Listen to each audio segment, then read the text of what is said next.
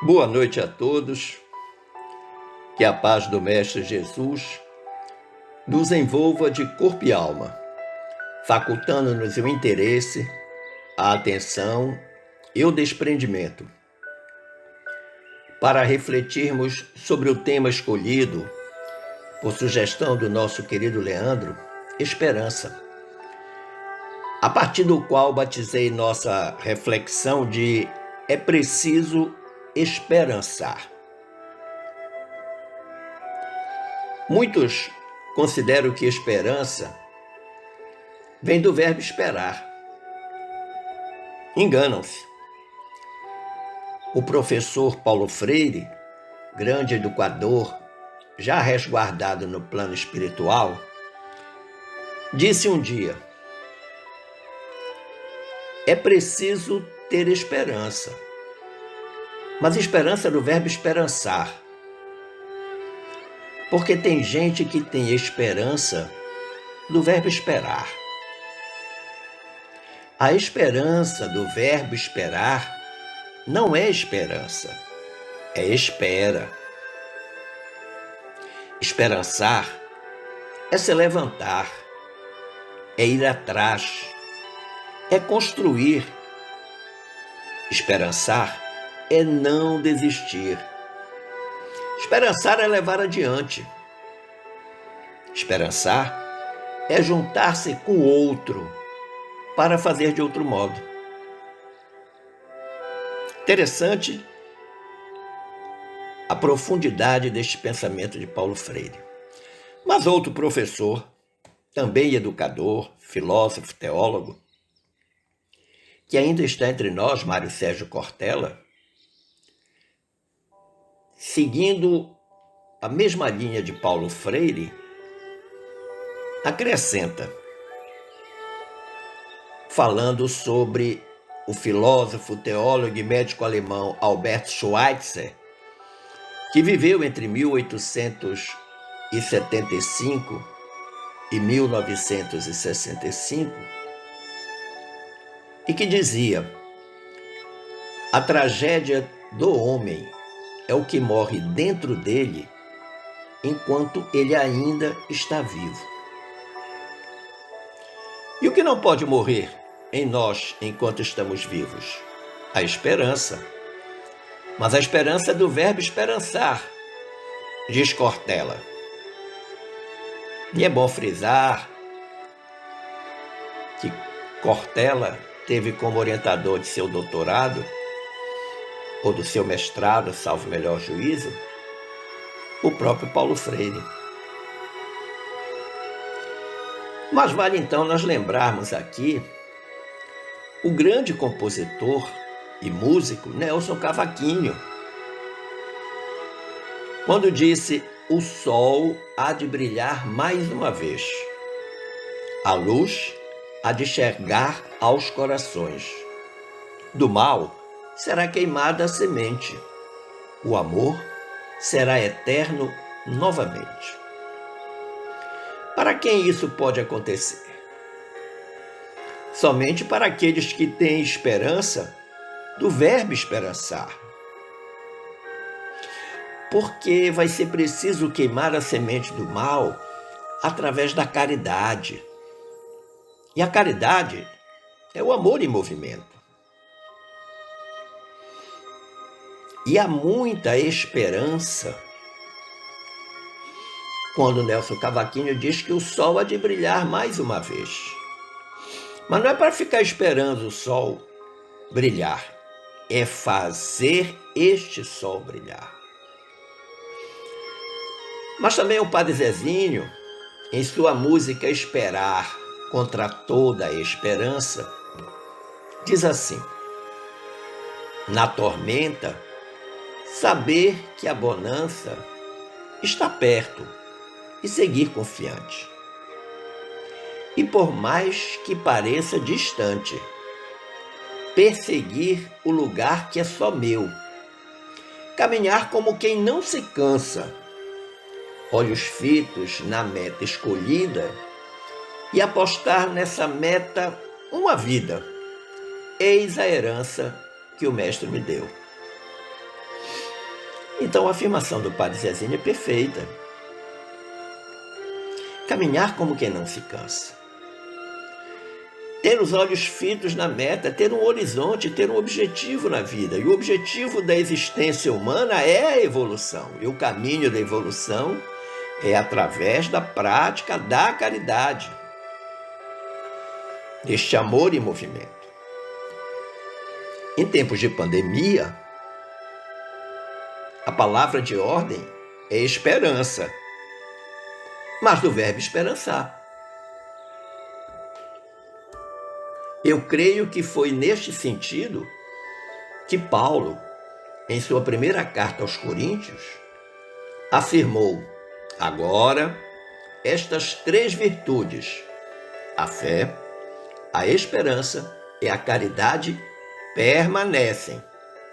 Mas dentre elas, a mais excelente é a caridade.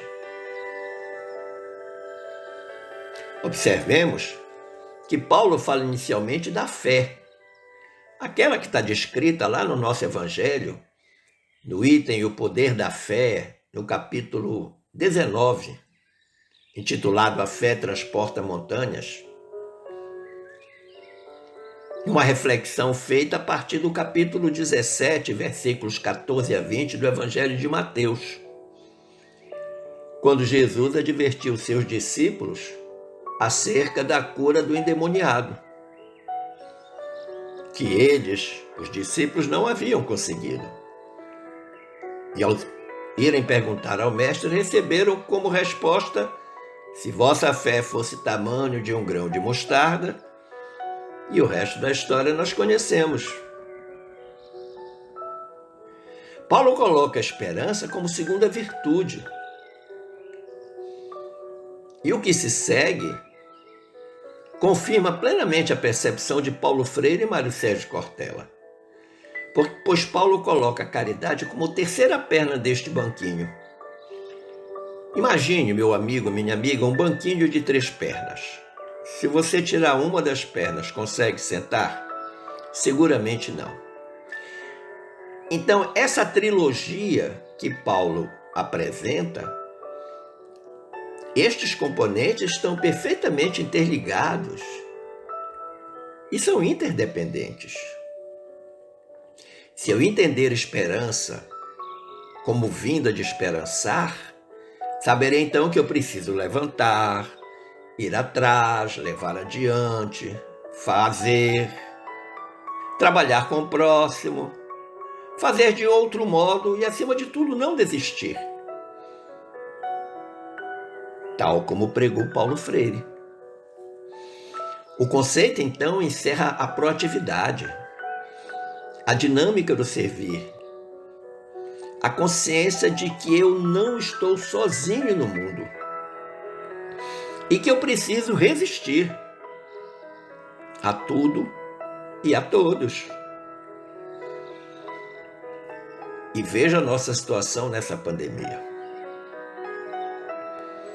Mas aí nós voltamos lá ao padre Zezinho, porque ele disse: perseguir o lugar que é só meu. E que lugar é esse? O meu lugar de servidor, nos moldes pregados por Jesus, a começar da minha casa, do meu lar, tendo dos meus familiares o próximo, mais próximo que eu possa encontrar. Porque se eu não conseguir servir a 4 ou 5 pessoas, como eu pretendo fazer isso com 50 ou 100? E o padre Zezinho diz ainda: caminhar como quem não se cansa. Caminhar como quem não se cansa é para aquele que faz a caminhada com alegria, com fé, a fé citada por Paulo. Aquele que é diligente no reconhecimento de todo aquele que sofre e apresenta-se de imediato, sem precisar ser convocado. Algo que nos faz lembrar o que disse o benfeitor espiritual Miguel, lá no item 17, intitulado A Piedade, que está no capítulo 13 do nosso Evangelho segundo o Espiritismo, cuja temática central é: não saiba a vossa mão esquerda o que dê a vossa mão direita. E é o que disse o benfeitor Miguel. Grande, porém, a compensação quando chegais a dar coragem e esperança a um irmão infeliz que se enternece ao aperto de uma mão amiga e cujo olhar, úmido, por vezes, de emoção e de reconhecimento, para vós se dirige docemente, antes de se fixar no céu em agradecimento, por lhe ter enviado um consolador, um amparo. Olha que coisa maravilhosa. Este é o momento em que nós temos que chegar junto, estar cada vez mais próximo, chegar antes de ser convocado, levar a estas pessoas que estão perdidas neste cipoal de tantas ideias, de tantas informações, de tantas fake news, estão perdidos. Nós temos que levar coragem e esperança. Foi por essa razão que Cortella lembrou lá o Albert Schweitzer. A tragédia do homem é o que morre dentro dele enquanto ele ainda está vivo. Nós matamos a esperança todas as vezes em que não queremos ir atrás, ir em direção ao outro, refazer as coisas de um outro modo para que elas deem certo. Não haverá esperança para quem proceder dessa forma.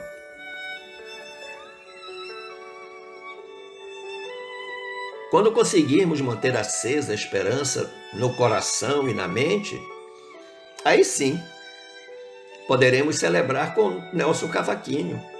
O sol há de brilhar mais uma vez, a luz há de chegar aos corações. Do mal será queimada a semente, o amor será eterno novamente.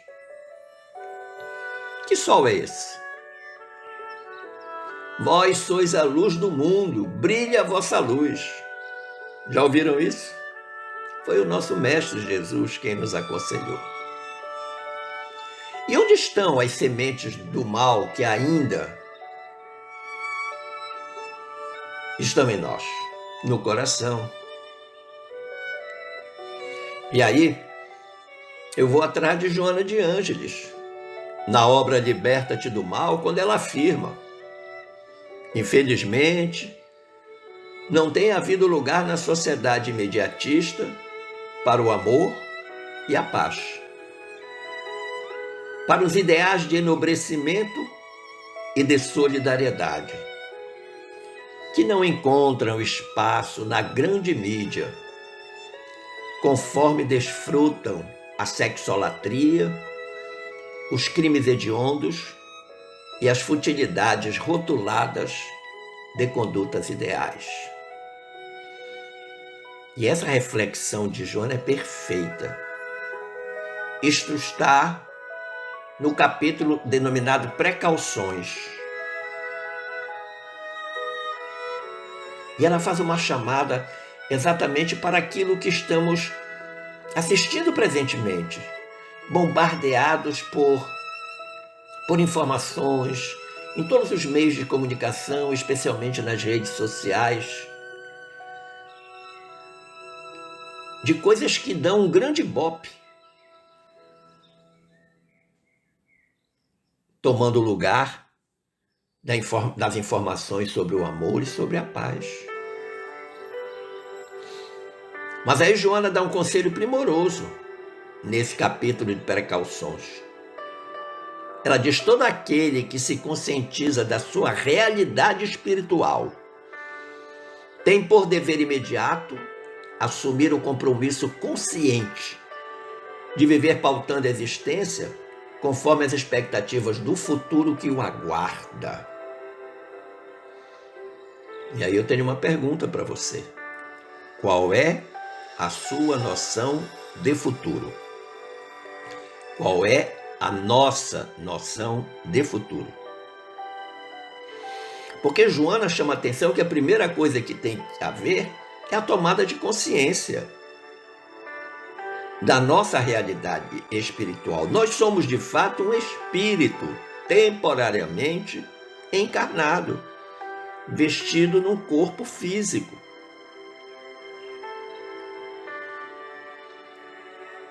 E ela mostra a importância, o imediatismo desse compromisso que cada um de nós que se conscientiza de que é um espírito, portanto está aqui de passagem,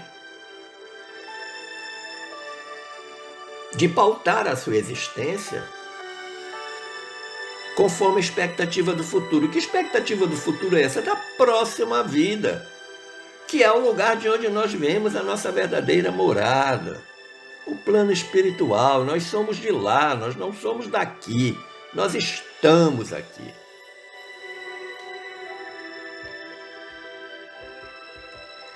E depois que ela faz essa reflexão, ela dá uma receita para todos nós. Ela diz: resolvendo-se honestamente pela mudança de paisagens mentais e morais. Então ela já diz o que é preciso para que a gente alcance essa melhoria. Mudar essa paisagem mental e moral. A paisagem mental da questão do pensamento, que inclusive atrai as companhias que nós desfrutamos. E a mudança moral no sentido da evolução. E ela diz então: resolvendo-se honestamente pela mudança de paisagens mentais e morais, o enfermo da alma, todos nós, descobre os benéficos resultados da generosidade e da cooperação com as demais pessoas. Como é que nós chamamos isso? Caridade. E acrescenta Joana: a alegria imensa que se deriva do prazer de viver conforme os nobres padrões da justiça, da equidade, do bem. Olha que interessante. Viver conforme os nobres padrões da justiça, da equidade e do bem. É a mesma coisa que falar da lei de justiça, amor e caridade. E isso vai dar uma alegria imensa. O nome disso é felicidade. Aquela na qual foi definida a lei natural logo quando se abre a parte terceira de O Livro dos Espíritos. E os Espíritos disseram a Kardec que a lei natural é aquela que foi feita para a felicidade do homem, é a lei de Deus. E o homem só é infeliz quando dela se afasta. E mais, ela é eterna e imutável. E Joana, então, apresenta para nós a consequência deste esforço de viver conforme os padrões de justiça, equidade e bem. Ela diz: arrebentando as algemas que o impediam de voar em direção aos horizontes infinitos.